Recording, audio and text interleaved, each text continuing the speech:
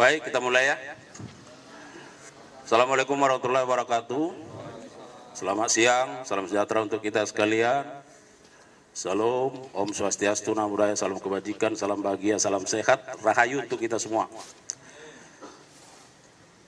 Para asisten dari Kejati DKI, teristimewa buat Pak Kajari Jakarta Selatan selaku Sohibul Bait, Pak Kabid, Pak Kasubdit yang saya hormati, dan khususnya rekan-rekan media yang kami banggakan. Tentu yang pertama kami menyampaikan terima kasih dan penghargaan yang tinggi karena kami tahu begitu antusias dan berlelah dalam mengikuti perkembangan dari penanganan perkara ini. Pada kesempatan yang baik ini kami akan menyampaikan update perkembangan penanganan perkara dugaan tindak pidana korupsi dalam komoditas timah tahun 2015 sampai 2022.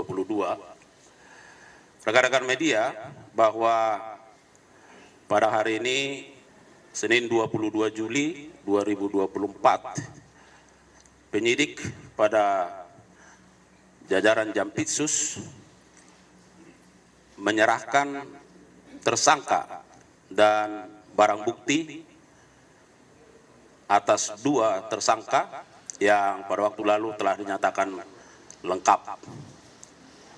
Penyerahan tersangka dan barang bukti ini merupakan tanggung jawab dari penyidik dalam rangka memenuhi maksud pasal 139 KUHP.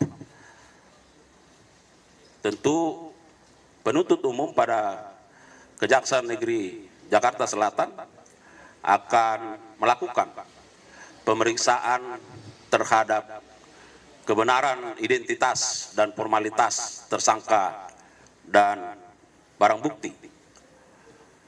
Tentu ini dimaksudkan supaya dalam penanganan perkara ini tentu tidak ada error in persona maupun error in objecto. Rekan-rekan media, pada saat ini adapun tersangka yang diserahkan oleh penyidik ke penuntut umum adalah yang pertama tersangka HM selaku swasta, dan yang kedua tersangka HL selaku manajer PT QSE.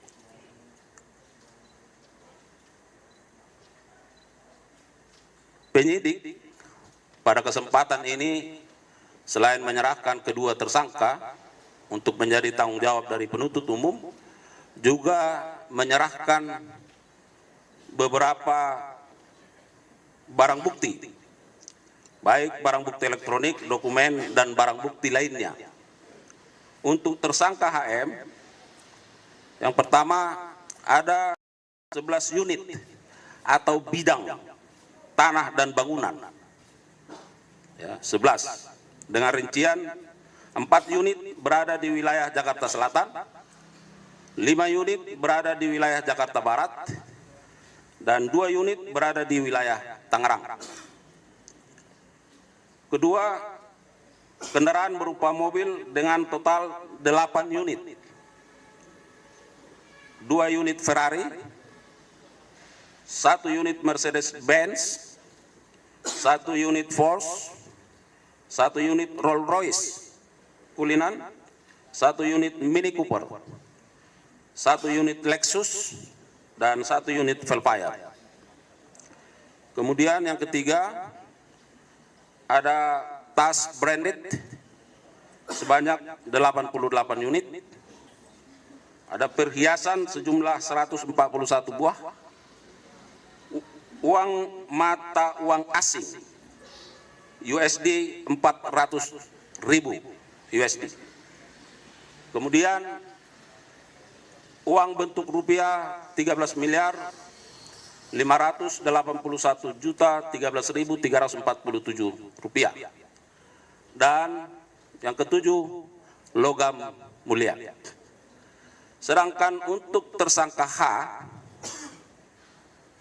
Satu, ada 6 unit atau bidang tanah dan bangunan dengan rincian 4 unit berada di wilayah Jakarta Utara, 2 unit berada di wilayah Kabupaten Tangerang. Kemudian 3 unit kendaraan berupa mobil yang terdiri dari 1 unit Toyota Kijang Innova, 1 unit Lexus UX 300e, kemudian 1 unit Toyota Alphard. 37 buah tas branded, 45 buah perhiasan, 5 uang dalam bentuk dolar Singapura atau SGD sebesar 2 juta SGD. Ini pecahannya 1000 SGD. Dan 6 uang rupiah sebesar 10 miliar rupiah dalam pecahan 100.000 rupiah. Dan kemudian uang rupiah sejumlah 1.485 juta rupiah, seperti yang ada di hadapan kita semua. Kemudian 2 unit jam tangan mewah merek Richard Mille. Rekan-rekan media, bahwa perlu kami sampaikan ini adalah bukti keseriusan kejaksaan, khususnya Kejaksaan Agung dalam pemberantasan dan penanganan tindak pidana korupsi. Ya. Perlu kami sampaikan juga bahwa kasus posisi tersangka HM selaku perwakilan PT RBT mengikuti rapat-rapat dan melakukan lobby-lobby dengan pihak PT Timah Tbk terkait kerjasama sewa-menyewa penglogaman timah untuk memfasilitasi CP VIP, PT SBS, PT SIP, dan PT TN. Dari kerjasama tersebut, tersangka M menginisiasi pengumpulan keuntungan dari CP tersebut di atas tadi untuk diserahkan kepada PT QSE yang difasilitasi oleh tersangka H dengan modus seolah-olah pemberian corporate social responsibility untuk selanjutnya diserahkan kepada masing-masing tersangka lainnya. Sedangkan terkait pasal sangkaan sebagaimana yang sudah rekan-rekan media ketahui, namun selain pasal 2 dan pasal 3 Undang-Undang Tipikor, kepada yang bersangkutan juga dikenakan pasal 3 dan pasal 4 Undang-Undang Nomor 8 Tahun 2010 tentang pencegahan dan pemberantasan tindak pidana pencucian uang untuk pasal 55 ayat 1 ke 1 KUHP. Rekan-rekan media, dapat kami tambahkan bahwa sebagai update tentu dari 22 tersangka ya yang sudah diumumkan di luar satu obstruction of justice yang sudah disidangkan di Bangka Belitung, maka tinggal ada 4 lagi tersangka yang tentu masih dalam proses penyidikan dan penyempurnaan pemberkasan ya atas nama HL, R, BG, dan AA. Dan untuk diketahui, kedua tersangka ini tentu akan menjadi otoritas dari jaksa pada Kejaksaan Negeri Jakarta Selatan dan akan dilakukan penahanan untuk 20 hari ke depan di rutan Salemba cabang Kejaksaan Negeri Jakarta Selatan. Dan kami juga tadi mendengar bahwa Kejari sudah mempersiapkan jaksa untuk ini. Ya, ada kira-kira sebanyak 30 orang jaksa yang akan ditugaskan dalam rangka menyelesaikan perkara ini mulai dari proses pra penuntutan hingga ke depannya. Saya kira itu rekan-rekan media yang bisa kami sampaikan sebagai keterangan pers hari ini. Ya. Mudah-mudahan dengan kehadiran teman-teman, apalagi ini dalam suasana Hari Bakti Adiaksa, ya. Sekali lagi kami juga menyampaikan terima kasih atas perhatian dan dukungan yang sudah diberikan kepada institusi ini sejauh ini. Dan mohon doanya untuk kami terus dapat bergerak dan berkarya ke arah yang lebih baik lagi. Demikian, billahi taufiq wal hidayah. Assalamualaikum warahmatullahi wabarakatuh. Ya, saya kira tidak banyak lagi, ya. Tinggal nanti bisa di. Ada yang nanya? Saya kira cukup ya, Mas Yada.